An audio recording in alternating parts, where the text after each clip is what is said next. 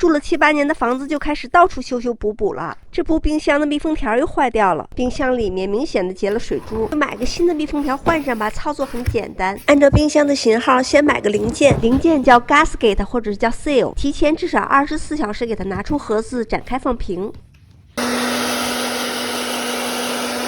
打折有皱褶的位置用吹风机用低温吹平，然后就可以安装了。先关掉电源，我们先从右上角开始剥下旧的密封条，因为操作上很简单，速度很快，所以我们不需要取出冰箱里的食物和饮料。我们再从上往下的顺序把密封条全部取下，再把安装密封条的位置清洁一下，保证干燥清洁。安装新的密封条和拆密封条的顺序一样，将密封条逐一摁紧。